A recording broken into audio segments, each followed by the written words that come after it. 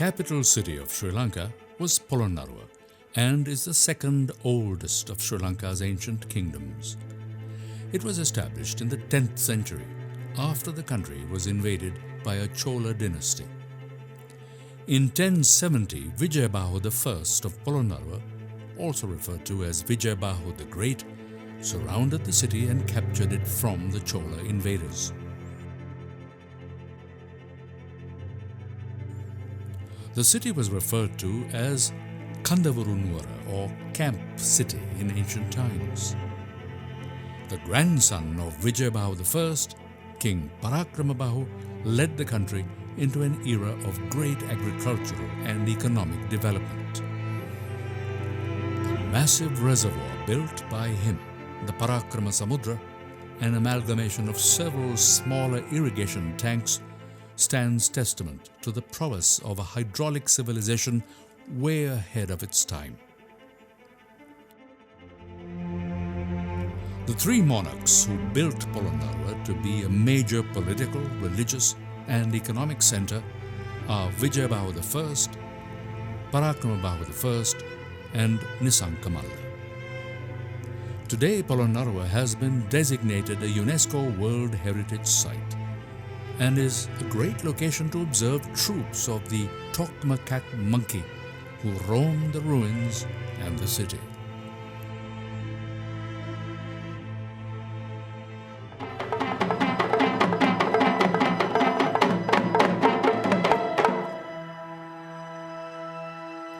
The ancient city of Polonnaruwa is one of the best planned heritage sites in the country and is evidence of sound city planning by the ancient rulers.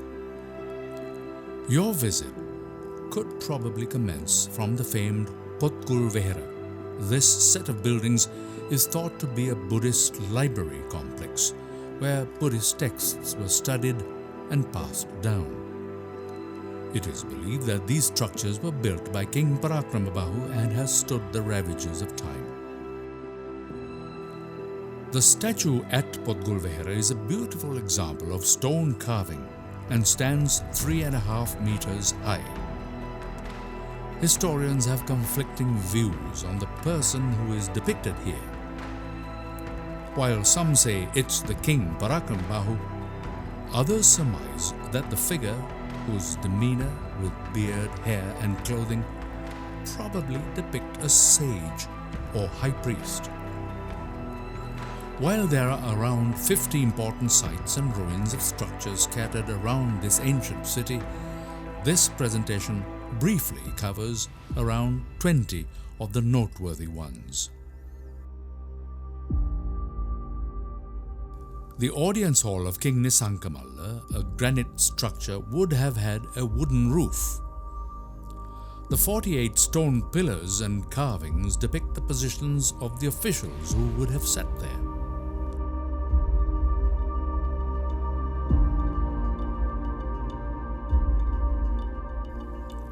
The remains of the majestic palace of King Parakramabahu I can be viewed when one first enters the ancient city. This building has walls a meter thick. There is evidence that the Chola invaders burnt down the palace at the end of the Polonnaruwa period. What has remained after this destruction has remarkably survived over another 8 centuries. Adjacent to this is the royal court building of the King Parakramabahu. This magnificent granite structure is a 3-tiered one with stone lions at the entrance. Ornate carvings surround the borders and tiers, and the entrance has a moonstone. Within this palace complex and passing the royal court, one can see the royal pond used by King Parakramabahu. This too is completely made of granite slabs. The Shiva Kovil is a structure with Indian influences. It is thought that the close-fitted granite blocks may have been brought from India, or that Indian stonemasons were responsible for the construction. There are several other kovils in the vicinity dedicated to the deities Vishnu, Shiva and Ganesh. A complex of several Buddhist buildings known as the Sacred Quadrangle or Dalada Malua has several interesting anecdotes and historical facts. Starting with the Hattadage, a building which housed the tooth and bowl relics. The construction is credited to King Nisankamalla, we know through a stone inscription. There is a moonstone flanked by two beautiful guard stones at the entrance. The ground level has 3 Buddha statues.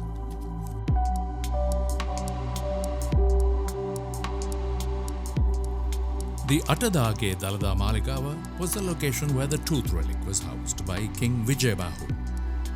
This structure has 54 stone pillars and remains of a granite staircase.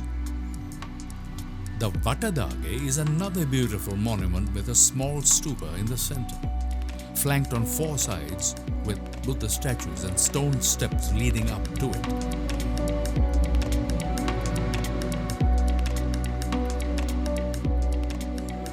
The location has some of the best examples of moonstones and guardstones from the Polonnaruwa era.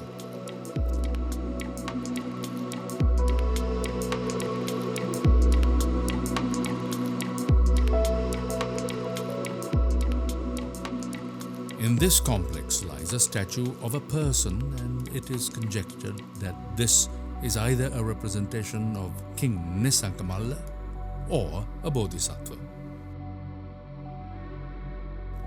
The Tuparama image house is one of the few structures where the room has withstood the ravages of nature. The light entering this structure was supposed to have reflected on the gem-studded statues and created a unique effect on the walls. The Nisanka Lata Mandape is a square building built by King Nisankamalla. The monument has a granite fence going around the perimeter. With a small dagaba in the center, its unique curved pillars are in the shape of lotus stems and flowers and form a centerpiece.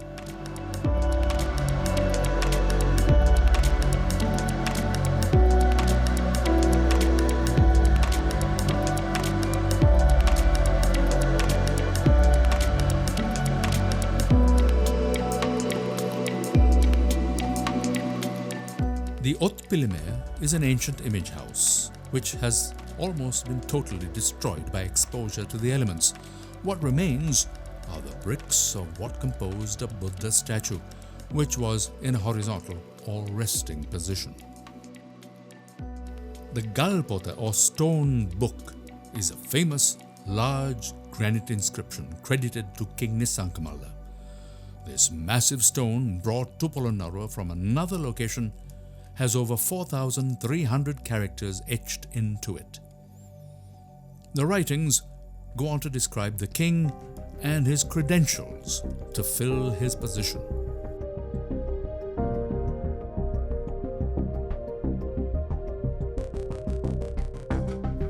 The Satmal Prasade or 7-storied palace building is an unusual structure. Little is known about this edifice other than the fact that it was built between the 11th and 13th centuries and may have been used for foreign soldiers. The Pabalu Vihara is a stupa believed to have been built by a consort of King Parakramabahu. The term Pabalu, meaning beads, was given as some were found during excavation. Numerous image houses surround this location. The Rangkot Vihara is the 4th largest stupa in Sri Lanka and the largest in the Polonnaruwa area. Built by King Nisankamalla, this stupa is 55 meters in height and has a circumference of 185 meters. The Alahana Pirivana complex has a series of buildings. This great monastic complex, built during King Parakramabahu's time, had chapter houses, buildings, stupas, statues, and image houses. While most have been destroyed over time, one can still see the splendor of some of these monuments.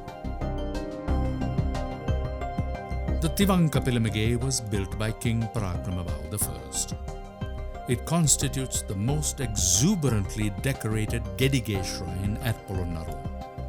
Its uniqueness lies in the brick-built Buddha image standing in a relaxed posture, or Tivanka.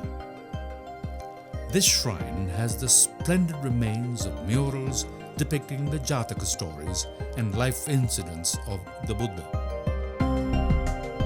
The Lankatilaka shrine, the Alahena Pirivana, and the Manik Vihara complex are a few more of the vast complexes of buildings and ruins found over a large area within Polonnaruwa.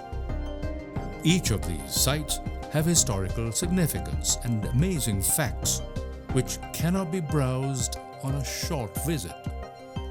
To explore these numerous monuments and appreciate the details, one would need several days.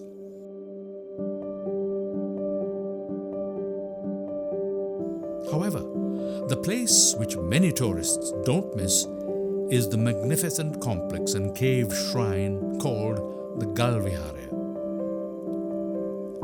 This set of awe-inspiring statues is now protected by a modern canopied roof. The seated Buddha in a tranquil pose of meditation is the first sculpture one encounters. The miniature Buddhas, together with the Vajra symbols on the pedestal, indicate a Mahayana influence. Next, a smaller statue of the Buddha, along with two deities, Brahma and Indra, are sealed as treasure hunters have attempted to deface these monuments. Next is a standing Buddha with crossed arms. This beautiful statue is 7 meters high. Finally, the statue of the Buddha at the time of his passing. The carving of the drooping earlobe and the misaligned feet are clues to this fact. This statue is 24.4 meters long.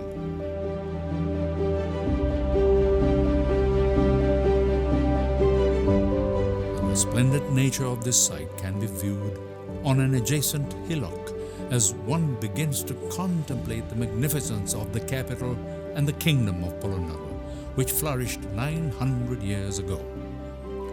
Literary and archaeological evidence clearly shows the establishment of a center of political and religious authority and stands testament to the splendid rulers of the time.